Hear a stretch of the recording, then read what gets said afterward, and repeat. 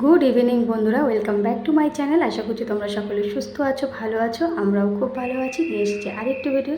আশা করছি তোমাদের অনেক অনেক ভালো লাগবে। তো দেখো, এখন বাজে বিকেল 5টার মতো বাজে। তো এখন আমরা চা, আদা দিয়ে লিকার চা, আর এদিকে সঙ্গে বিস্কিট নিয়ে নিয়েছি। 3 রকমের বিস্কিট, একটা টোস্ট, একটা মেরি, একটা পারলেছি। তো আমরা দুজনেই কিন্তু বিস্কিট খেতে খুব ভালোবাসি। আমি চা অতটা পছন্দ করি না, কিন্তু আমার গলায় একটু ব্যথা ব্যথা করছে, সেই জন্য আদা দিয়ে চা করে খেলাম। আর সোমার বাবা চা খায়, আর বিস্কিট, আর আমি মাঝে মাঝে চা খাই। কারণ হচ্ছে কি, বিস্কিটের লোভে। বিস্কিট খেতে আমি আর সোমার বাবা দুজনেই, আমরা তিনজনেই, সোমার পাপা, আমি তিনজনেই ভীষণ পছন্দ করি।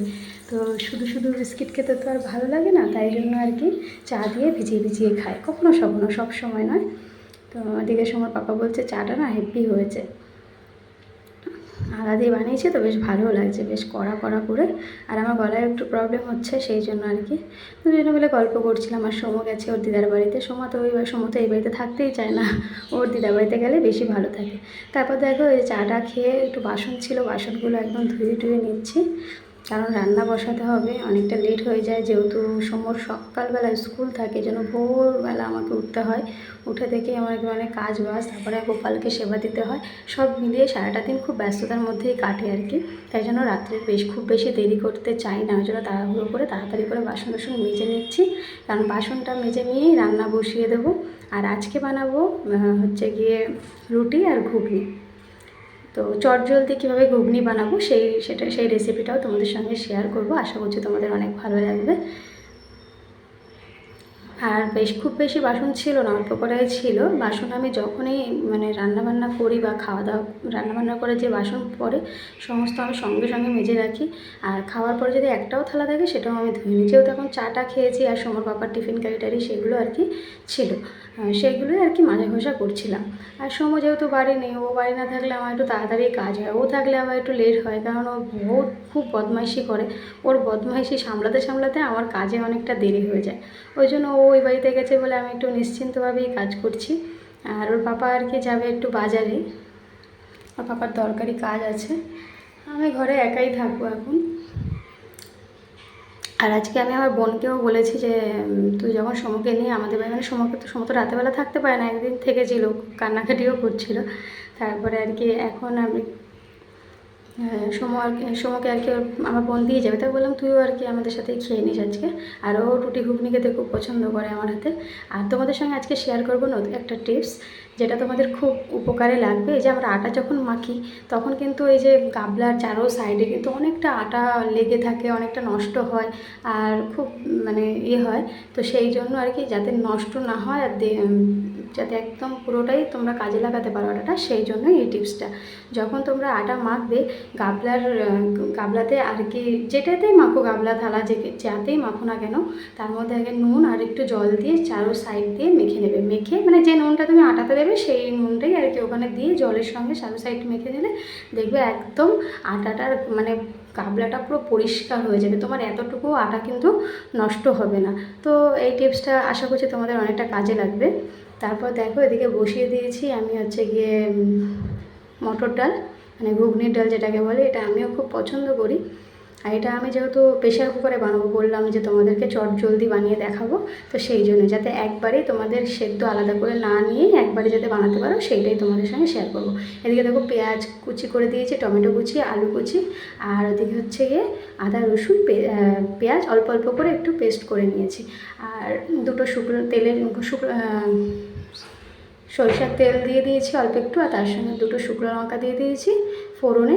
তারপরে পেঁয়াজগুলো দিয়ে, টমেটো পেঁয়াজ এগুলো দিয়ে ভালো করে নেড়ে চেড়ে একটু হালকা ভাজা ভাজা করে নেব, কারণ ভাজা ভাজা না করলে এটা কিন্তু কাঁচা গন্ধ থেকেই যায়। তারপরে আর কি দিয়ে, তারপরে একটুখানি নুন দিয়ে ভালো করে ভাজা ভাজা করে নেব।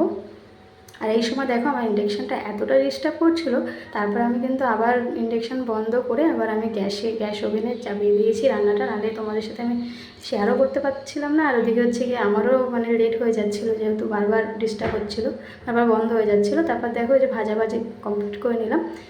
এবার দিয়ে দেবো আদা রসুন, ওই যে পেস্টটা আছে, আর পেঁয়াজ, ওই একটু পেস্টটা দিয়ে দেবো। আর দিয়ে দেবো, থালাটা আমি ইন্ডাকশানের উপর রেখে দিয়েছিলাম ভুল করে, আর ওটা যেহেতু গরম ছিল ওই জন্য হালকা পুড়ে গেছে। তারপর আবার একটু নুন, তারপরে হলুদ, লঙ্কার কাশ্মীরি রেড চিলি পাউডার যেটা আছে, তো ওইটা দিয়ে দেবো একটু কালারের জন্য। আর আমি এই রান্নাটায় জিরের গুঁড়ো দিলাম, আর কাঁচা লঙ্কা ব্যবহার করলাম না, কারণ কাঁচা লঙ্কা আমার ঘরে নেই, সেই কারণে। তোমরা যখন রান্না করবে কাঁচা লঙ্কা দিয়েই করো, ঠিক আছে। আমি একটু গুঁড়ো লঙ্কা দিয়েই করলাম, এটা খুব একটা ঝাল হবে না, কালারটার জন্যই আর কি দেওয়া আর কি। আর ভালো করে কষিয়ে নেব, কষিয়ে একদম যাতে তেল তেল বেরিয়ে যায়। তারপরে একটু জল দিয়ে দিয়েছি, দেখো জল দিয়ে তারপর ভালো করে যখন তেলটা উপরে ছেড়ে যাবে, তারপরে আলুগুলো কুচি কুচি আলুগুলো আর ওদিকে মটরের যে ডালটা সেটা একসাথে দিয়ে কষিয়ে নেবো। আমার মটর ডালটা একটু কম ভেজানো ছিল, যেহেতু আমি হটনট করে বানিয়েছি, এটা আগে থেকে ভেজাতে ভুলে গেছিলাম। তোমরা একটু অনেকক্ষণ ধরে কিন্তু ভিজিয়ে রাখবে মটরটাকে। ধরো যখন বানাবে তার 3-4 ঘন্টা আগে ভিজিয়ে রাখবে, তাহলে আর কি ভালো করে ভিজবে। আমার মটরটা দেখো খুব ভালো করে কিন্তু ভেজে নিই, মানে মোটামুটি ভিজেছে। আর আমি যেহেতু প্রেশার কুকারেই করবো, ওই জন্য অসুবিধা নেই, একটু বেশি সিটি দিলেই হয়ে যাবে।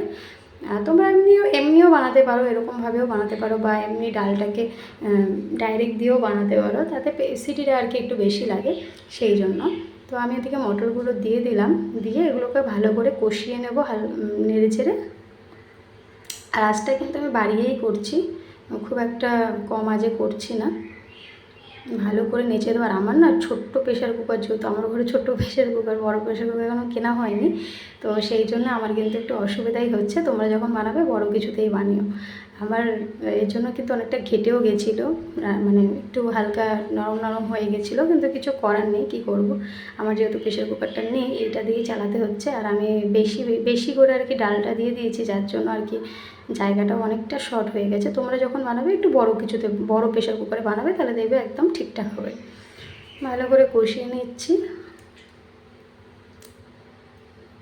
কেন প্রেশার কুকার রান্না করলে একটু কষিয়ে না নিলে কিন্তু মানে রান্নাটা কিন্তু টেস্ট লাগে না, যতই প্রেশার কুকারে রান্না করি না কেন। তারপর প্রেশার কুকারে নাড়াচাড়া করে এবার জল দিয়ে দেবো, বুঝছো। জল দিয়ে দিলে, তারপরে জল দিয়ে একটু গরম মশলা দিয়ে দিলেই কিন্তু রান্নাটা একদম মানে সব কিছু কমপ্লিট হয়ে যাবে, শুধু সিটি দিয়ে নিলেই হয়ে যাবে। জলটা দিয়ে দিয়েছি, তারপর দেখো গরম মশলা দিয়ে দিলাম, গুঁড়ো গরম মশলা। তোমরা বাটাও দিতে পারো, গুঁড়োও দিতে পারো। আমার যেহেতু বাটা দেওয়ারই নেই, তাই জন্য আমি এমনি দিয়ে দিলাম গুঁড়ো মশলা।